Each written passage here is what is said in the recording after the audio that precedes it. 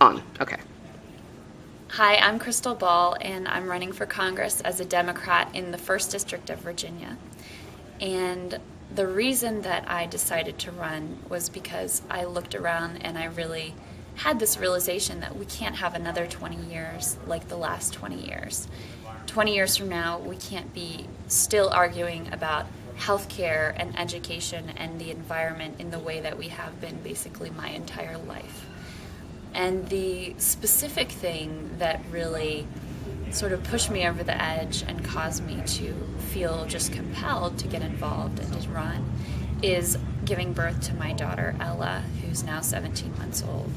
And I just looked at her and thought, I have to make sure that things are going to be good for her. I have to make sure that her generation is not the first one that has lower life expectancy and lower standard living than their parents.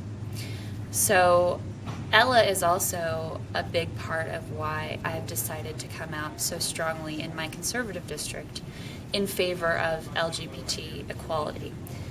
I look at her and it's too young to know whether she'll be gay or straight or bisexual. She's only 17 months old, who knows? But what I do know is that I will not have her discriminated against because of who she loves. So for me, even though I'm straight, it is a very personal issue because I think about my daughter and what her life will be like. So it's a conservative district. The current representative is a Republican named Rob Whitman. He's been in office since 2007. This is his first full term. He ran as a moderate, and he has been extraordinarily conservative since he's been in office, including co-sponsoring legislation to ban gay marriage. So he's very far to the right. He also represents politics as usual. He represents the parochial thinking, the get what's ours, the focus on, what do I need to do to get reelected, not what's in the best interest of the country. So I think that we need, not just in Virginia, but around the country, we really need some fresh voices, some people who are going to get behind our president and make real change and focus on solutions that are pragmatic but move our country in the right direction. What do you think about the status of reproductive freedom, and how will your candidacy affect your district and how you will run on that issue? Because I know it's important to you. Sure. So I have a little bit of a libertarian streak, and I feel like this is not an issue that the government should be involved in. The government should not be involved in telling us who we should get married to, and should not be involved in a woman's right to choose. So this is something that's very personally important to me as a woman, and I would be a strong advocate for a woman's right to choose on this issue.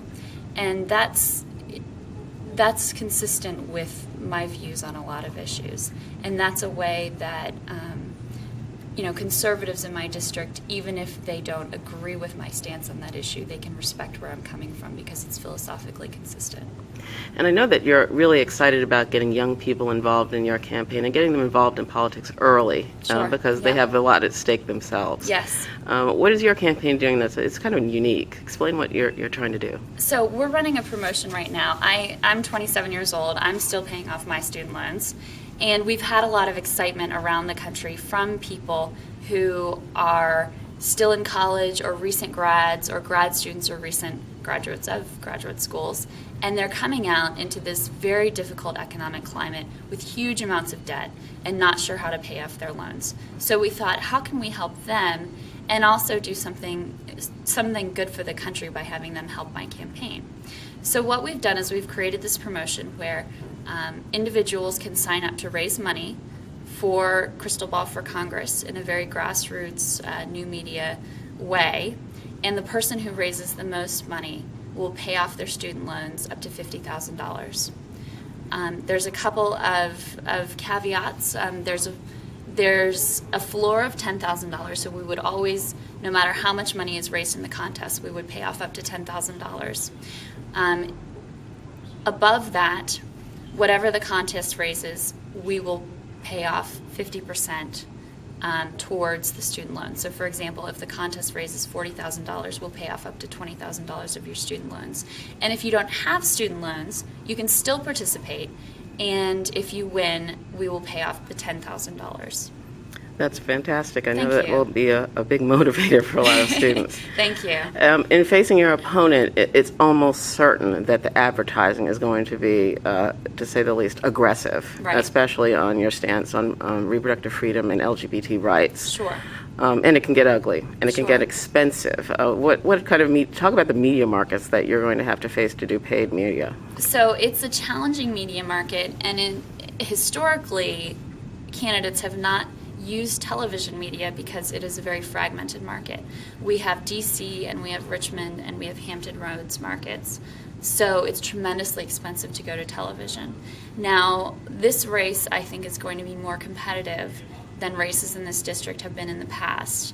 So it has the potential to become a tremendously expensive race if television is going to be part of that. Do you know how much was spent on this seat last time around? I do. The incumbent raised $1 million and spent all of that and actually went into a little bit of debt. So my goal is to raise $2 million and outspend him 2-1. What's your website? My website is kbforcongress.com, and that's FOR, congress.com. Also on Facebook. Okay, and do you have a Twitter account? I do. Okay, what's that? Krystle Ball 1. Okay, great. Is there anything else you'd like to say to the audience about responding to charges as an ally and to the LGBT community that you'll be prepared to address in a debate with? Well, Although you won't be debating it, but you might be debating them on public television. yes, So. I may be. I would just say this.